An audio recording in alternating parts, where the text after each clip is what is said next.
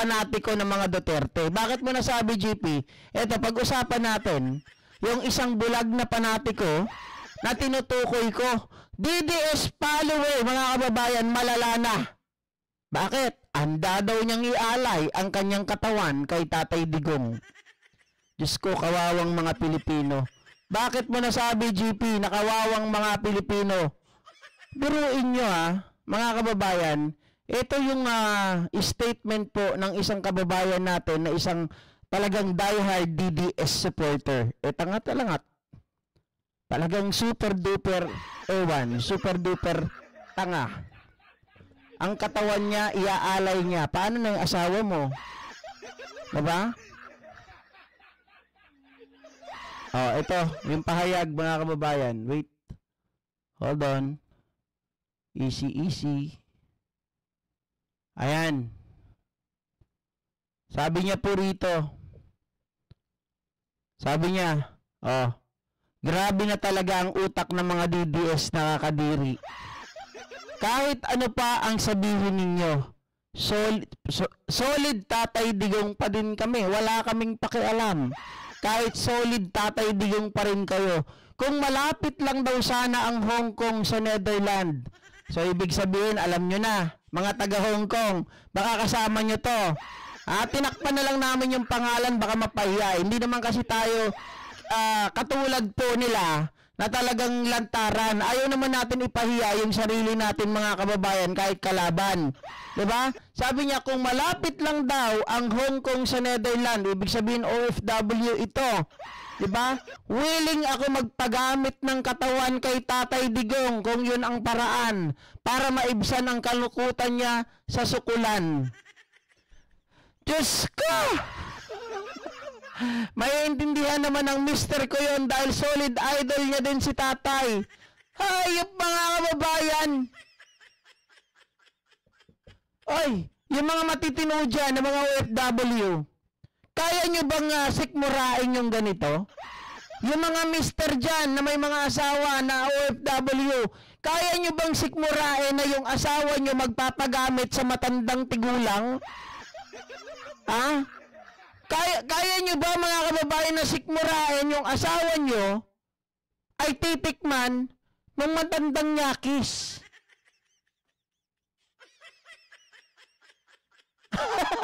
Sabi ni Infinity dyan, baliktad talaga mga sinasabi niyang BP Sara Baliw. Tama po kayo, idol, sila ang nangangawawa sa mga tao, abuso sila mula ama hanggang sa mga anak. Pero ito nga mga kababayan, meron pa din pala na mga talagang may krung-krung na rin na mana sa kanilang mga puon. Biruin niyo mga kababayan, iaalay mo yung iyong katawan, magpapagamit ka para maibsan daw ang kalukutan ni Tatay Digong. Basta malapit daw ang Hong Kong at Netherlands. Alam nyo, niyurakan nyo na. Pinababa nyo na. Diba? Yung imahe ng mga kababaihan.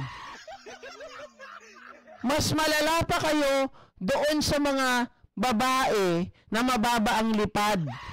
Mas malala pa kayo doon sa mga Magdalena, doon mga kababayan, saan? Sa Malate. Dahil yun, nagpapabayad. Ito libre. May asawa pa. Sabi ni Ma'am Rose Baroga, baka may bagoong na yan. Diba? Sabi ni Melda Castro, yak! Laking kahangalan yun. Grabe tong OFW na to.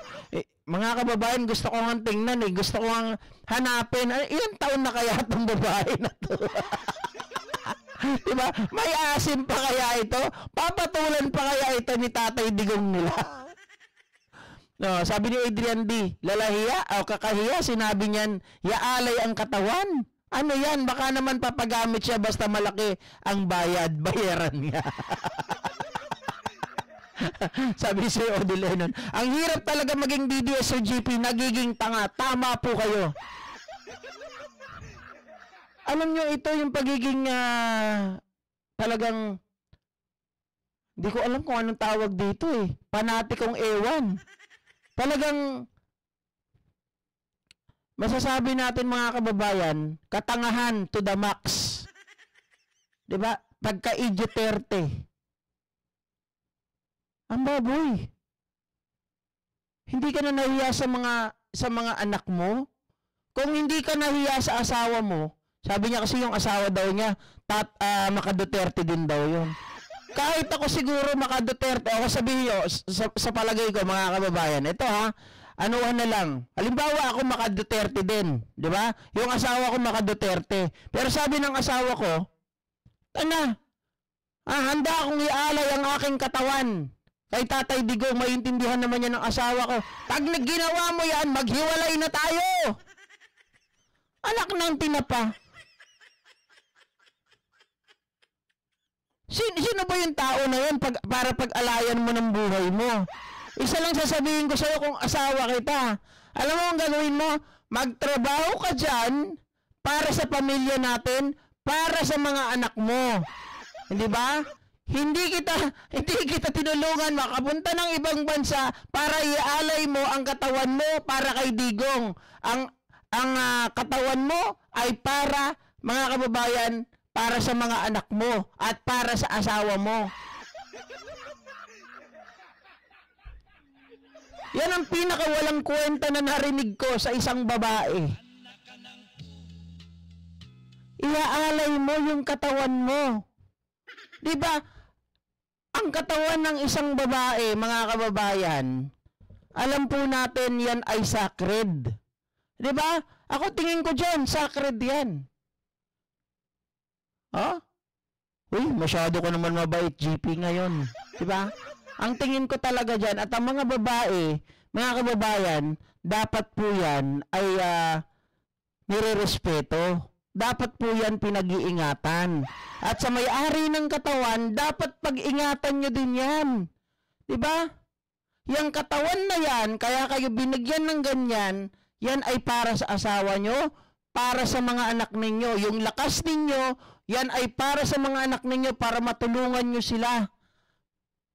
Para maibigay nyo ang ginhawa na kinakailangan nila para sa kanilang mga future. Hindi para kay Digong Duterte.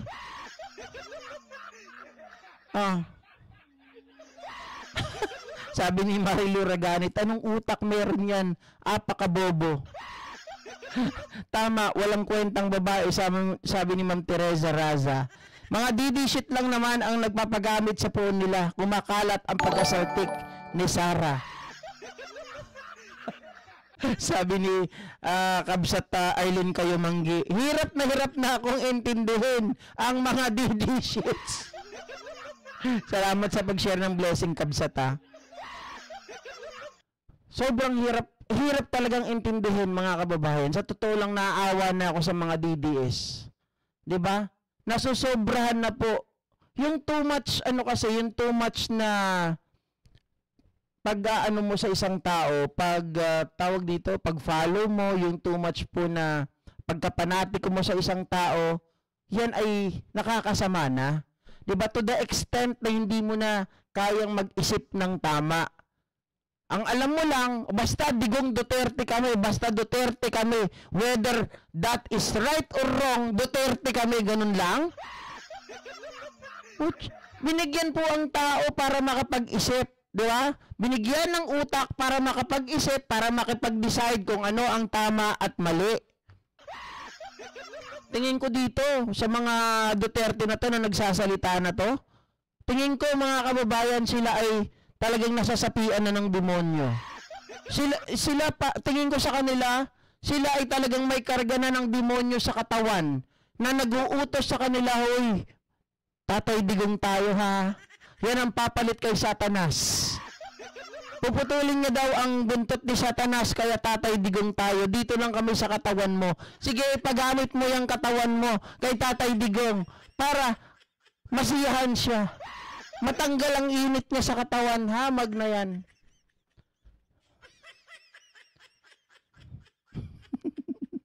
Wala na din sa tamang pag-iisip. Sabi ni Evelyn Pasioles, yan OFW na yan ay may ginagawang kababalagang sa Hong Kong. POK yan sa Hong Kong. Hindi ba mahigpit sa Hong Kong, mga kababayan? pagdating sa prostitution? Hindi ko alam kasi wala akong idea eh. Kaya nga tinatanong ko yung mga kababayan natin dyan na nasa Hong Kong, pwede nyo akong i-PM ha? Too much kabobohan, sabi ni Leonora Catalan. Araw-araw level up ang kabobohan ng mga Gen Z. At dahil nabanggit nyo yung kabobohan ng mga Gen Z na yan, ng mga Duterte supporter mga kababayan, ito po ang napala nila. Uy, talaga nga kunik-kunik ah. Nakahanap ka ng paraan, GP ah. O ito, dahil sa kabobohan